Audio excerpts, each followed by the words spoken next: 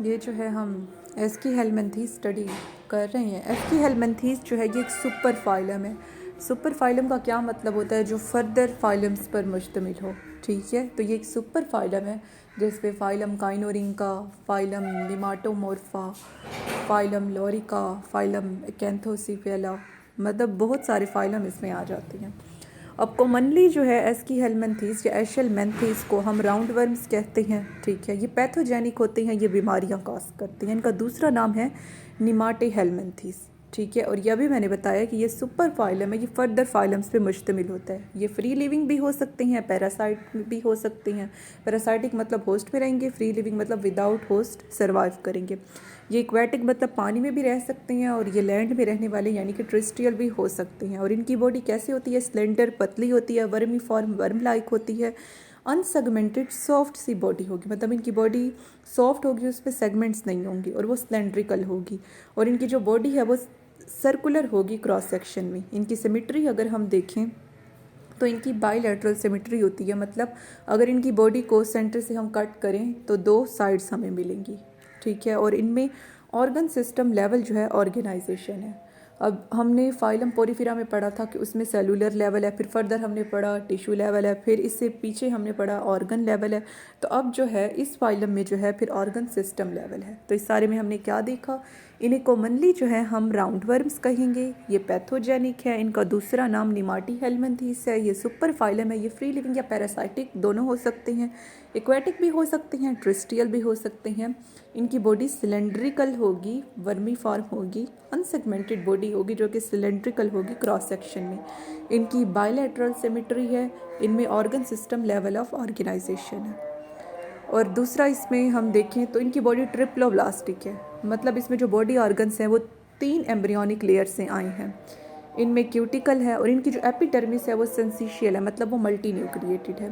और इनकी लाइफ में इनकी जो क्यूटिकल है वो 4 बार उसकी मोल्टिंग होगी। मोल्टिंग का क्या मतलब है कि जब ग्रोथ शो करनी होती है ना इन्होंने, इसके स्पीशी ने, तो वो क्या करते हैं, अपने ऊपर वाले कवर को रिमूव कर देंगे और फिर उससे बड़ा कवर अपने ऊपर ले आएंगे। इस अमल को हम मोल्टिंग कहेंगे, या फिर एक्डाइसिस। और ये एक्डाइसोन हार्मोन से होगी।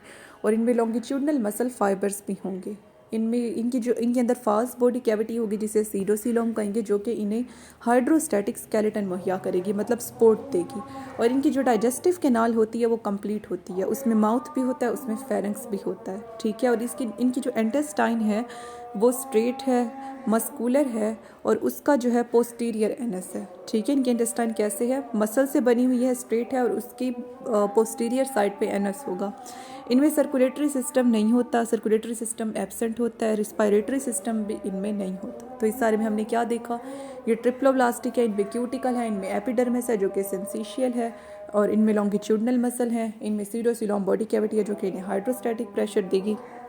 डाइजेस्टिव सिस्टम कंप्लीट है, उसमें माउथ भी है, फेरेंक्स भी है, और इनकी जो इंटेस्टाइन है उनका एनस होगा। इनमें सर्कुलेटरी सिस्टम नहीं है, इनमें रिस्पायरेटरी सिस्टम नहीं है। नेक्स्ट हम देखें, अब इनमें रिस्पायरेटरी सिस्टम नहीं है तो ऑब्वियस सी बात है कि इनकी पूरी बॉडी सरफेस से गैसेस एक्सचेंज होंगी, मतलब डिफ्यूजन से। ये चूँकि पानी में रहते हैं तो ये अमोनियोटेलिक हैं।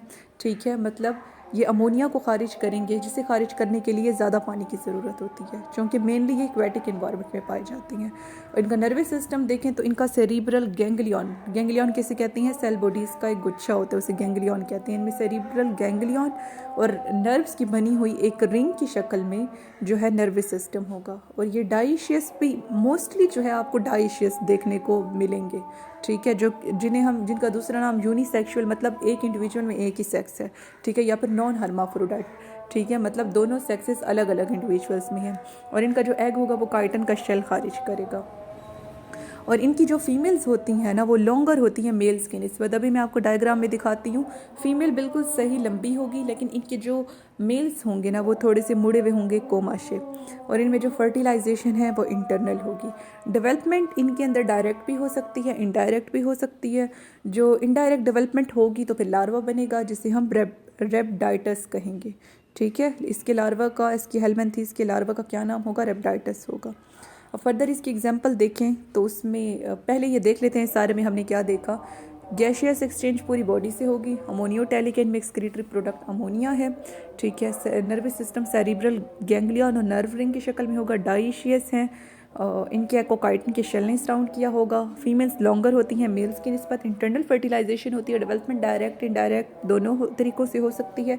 इनडायरेक्ट डेवलपमेंट में लार्वा बनेगा जिसे हम रेप्टाइटस कहेंगे। अब इसकी एग्जांपल्स देखें तो वो है एस्केरस लम्ब्रिकाइड्स यानी कि राउंड वर्म्स, ठीक है। वकेरेरिया यानी कि फिलीरियल वर्म्स, ठीक है। और एनक्लियोस्टोमा ड्यूडिनेल जिसका दूसरा नाम है हुक वर्म, और इंटरबोअस वर्मिकुलैरस जिसका दूसरा नाम है पिन या थ्रेड वर्म, और ग्यूनेस वर्म जो है इनके अंदर पाए जाते हैं, ठीक है। तो ये राउंड वर्म, फिलेरियल वर्म और हुक वर्म और पिन या थ्रेड वर्म और ग्यूनियस वर्म, ये सारी एस्कीहेलमिंथीज़ की मिसालें हैं। अब ये देखें, अभी मैंने बताया, देखें फीमेल इसमें लॉन्ग है लेकिन ये जो मेल है ना ये मुड़ा हुआ सा है। अच्छा पहले फीमेल का देखते हैं। ये देखें इसके पोस्टीरियर एंड पे एनएस है, ये इसकी इंटेस्टाइन है, ये इधर यूट्रस है, फिर इसकी ओवरी है, ठीक है। ये उल्टा हम देख रहे हैं, फिर इसकी इंटेस्टाइन, फिर ये एक्सक्रीटरी सिस्टम, फिर नर्वस, फिर नर्व रिंग, फिर फेरेंक्स। मेल को चलो सीधा देख लेते हैं। तो देखें मेल का पहले फेरेंक्स है, फिर नर्व रिंग, फिर एक्सक्रीटरी सिस्टम, फिर टेस्टिस, फिर उसके बाद ये स्पर्म डक्ट पड़ी और एंड पे ये कॉपुलेटरी स्पाइक्यूल है। कॉपुलेटरी स्पाइक्यूल किस लिए है? स्पर्म को सीडोसोल के अंदर फीमेल की इंजेक्ट करने के लिए। उसके बाद ये नेक्स्ट देखें, ये रेप्टाइटस क्या है? ये लार्वा दिखाया गया है यहाँ पे एस्कीहेलमिंथीज़ का, ठीक है। और ये देखें एस्केरस, राउंड वर्म, वकेरेरिया, फिलेरियल वर्म, और एनक्लियोस्टोमा का हमने अभी देखा है कि ये कौन सा होता है, ये हुक वर्म या फिर थ्रेड वर्म होता है। देखिए हुक की शक्ल का ये है। तो ये सारा जो है हमारे पास सुपरफिशियल फाइलम एस्कीहेलमिंथीज़ हो गया।